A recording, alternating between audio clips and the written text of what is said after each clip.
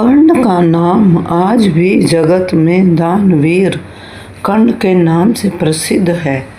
सूर्यपुत्र कर्ण की दानवीरता का उत्कृष्ट उदाहरण इस घटना से मिलता है जब पांडवों को वन में रहते 12 वर्ष पूरे हो चुके तब इंद्र कर्ण से कवच कुंडल लेने की इच्छा से ब्राह्मण वेश में उनके पास गए।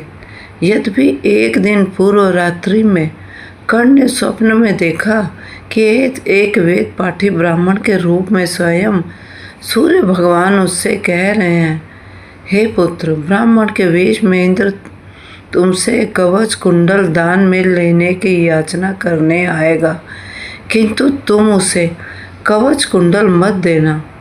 प्रातःकाल होते कर्ण सूर्य की आराधना किया करते थे। उस समय जो ब्राह्मण जिस वस्तु की याचना करते थे उसे वही दे देते थे। ब्राह्मण वेशधारी इंद्र ऐसे ही समय कर्ण के पास आए। कर्ण ने उनका स्वागत करते हुए कहा, भगवान, आपकी क्या अभिलाषा है? इंद्र बोले, राजन, मुझे किसी अन्य पदार्थ की अभिलाषा नहीं है, केवल अपने शरीर के साथ उत्पन्न हुए यह कवच व कुंडल दे दीजिए। कर्ण के कवच और कुंडल मांगने स्वयं इंद्र देवता इसलिए आए थे क्योंकि अर्जुन उनका पुत्र था।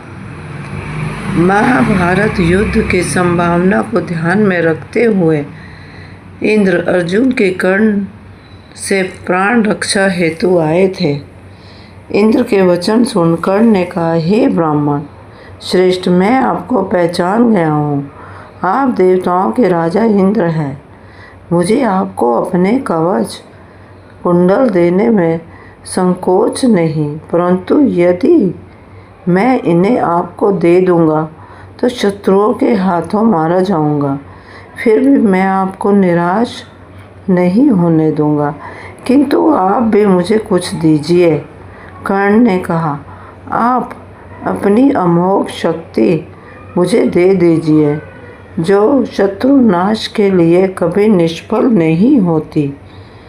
कर्ण के वचन सुन इंद्र तनिक चिंतित हुए किंतु तुरंत संभलकर बोले, हे कर्ण, मैं तुम्हें वह शक्ति देता हूँ, मगर ध्यान रहे यह एक शत्रु को ही मार सकेगी, उसके पश्चात पुनः मेरे पास लौट आएगी। यह सुनकर कर्ण ने अपने कवच कुंडल काट कर दे दिए और बदले में अमोघ शक्ति देकर इंद्र वहाँ से चले गए।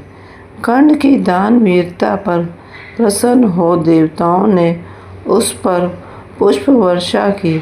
उस दानवीर कर्ण कहकर पुकारा, संसार के वीरों में कर्ण से बड़ा दान का और कहीं वर्णन नहीं मिलता। चैनल को सब्सक्राइब करें।